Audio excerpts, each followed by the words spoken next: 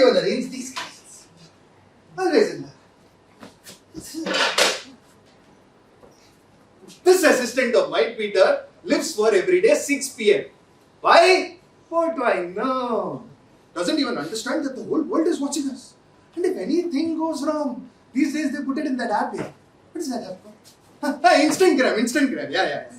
So look, I don't understand this Gen Z lingo at all. It is absolutely bullshit. Now just the other day, one young lad walked up to me and said, "Hey Eric, you should put your testes on your stories, man. It will look riz and you will get more followers." And I am like, bloody hell, pervert! Get the hell out of here! It was only later Ronnie told me, hey Ronnie, the kid from the next street, he told me that the lad was talking about testimonials to be put up on my stories. Why don't they just call it reviews and feedback anymore? Sir, at least in my father's time, it was always feedback and reviews, that too face to face. Like, oh, these tiles look so good on the wall that I stare at them even with my soap covered on my face. Gorgeous. Or, Hey rascal, your tiles are waste, man. They came out in 2 days and broke in 4 pieces. and now it's like, The tiles were weak, they shattered. They dream about being a beautiful mosaic, but now they're just quintessentially rustic. 1 star. look, I understand. Times change, people change, technology changes, just like the shop's name has also changed. It's done some good, but boy has it grayed my hair, huh? You know, some days I want to rewind my whole life and go back and apologize to my late father. Huh. Hey, but all this suffering is his fault only. He should come down and apologize. Look, I'll tell you a story about this shop that started 40 years ago by my dear father, Paul D'Souza. This kills with the tiles, razor sharp. But when it came to naming the shop, he was as creative as a doorknob. No, seriously, that's why this shop was called My Tile Shop. One day baffled, I asked him, couldn't you come up with something more creative? To which he said, son, before the time of GPS, the only location tag was good old word of mouth. People, potential customers would come and ask, hey Paul, where's your shop, man? And he would say, oh, My Tile Shop is just around the corner. So people started calling it My Tile Shop, My Tile Shop. It was as if he got an epiphany. He rushed out of the door and got the hoardings ready, and voila!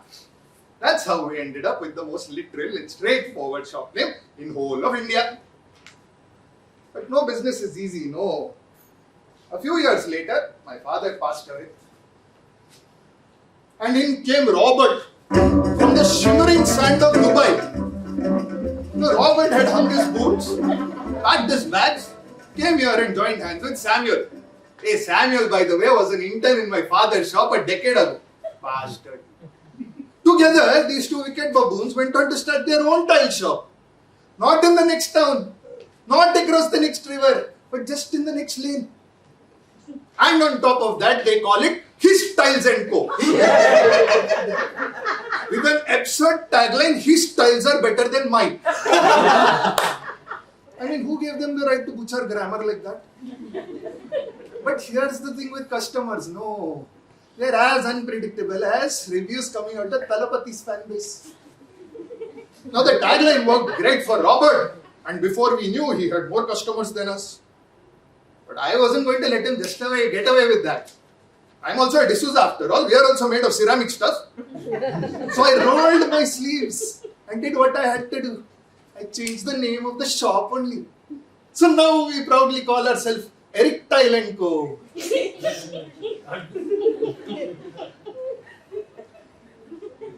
My father always said one thing. Everything is going all right, sit back and enjoy your drink, don't spoil it. I should have listened to him. With the changed name, Robert and Samuel were chuckling in glory, and our shop, which was once the crown jewel, was now a clown jewel. On top of that, those part-time gundas and those full-time stand-up comedians saw this as an open mic invitation. One of them even said, Hey Eric, your shop needs a tagline, man. You know, something like Eric Tile. It's so good that it will screw your walls. only so much mockery a man can take. I thought this was the worst it got. But I was wrong. Again, after a few days, in came Susie. Now, Susie was this innocent out-of-towner who supposedly had interest in art, culture, and even tiles. She strolled across my store as if she found a hidden gem in the bustling town. She inquired about our art, craftsmanship, and even bought a few tiles for photography purpose. On her way out, she said, "I can't wait to make you famous globally."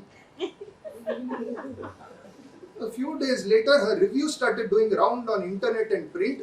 There in bold letters it read, Erectile dysfunction.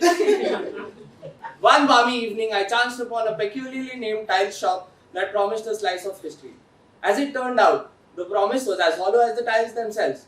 If you're looking for a shop that offers more than just a bad pun, skip the shop and visit His Tiles & Co. just a lane away. just a lane away. That's when I realized when life makes a joke on you, you make it a meme. Hey, I know it's called meme, but I will call it meme. So there I was in the center of a viral storm. Memes of my face and erectile signboard flooding the internet. It was a tsunami of mockery with me in the epicenter. Tourists from across the globe were outside my store with their gleaming phones and plastered smiles. They were not there to buy tiles. No. They were there for the grams, the selfies, the awkward poses, the dance-offs, you name it. It was all happening in front of my shop. Amidst all this, Ronnie, the kid from the next street, he told, let's take this business online with a new identity, untouched by this viral meme. I like the idea. We got everything ready also. And I told Peter also to hit publish. But the clock struck 6 and Peter struck publish without changing the name. So now our online store is also called www.erectile.in. What happened after that wasn't a part of the script. The chaos outside the store went online also. People started noticing our website. They started bombarding their feed and stories with our new website link. But surprisingly, our business took off. The memes which were meant to ridicule us actually became our free form of advertising. People now started buying one tile from our online store to put on their social media to say they bought it from our store. Before we knew, we had orders not just from Bandra, but Bali, Bangkok and even Barcelona. The conspiracy theory was also that I secretly hired Susie to drum up those memes to launch our new website, and it worked. So just like that, the next day we had another headline. This time saying, why fall like the competition when you can be erectile?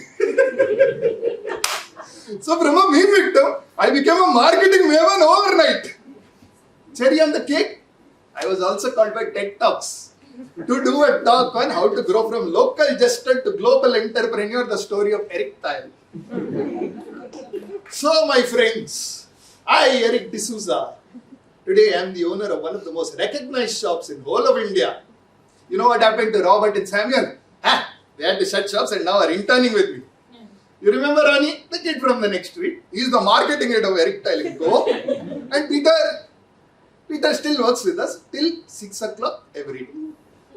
So remember my friends, when life gives you tiles, make sure it's erectile.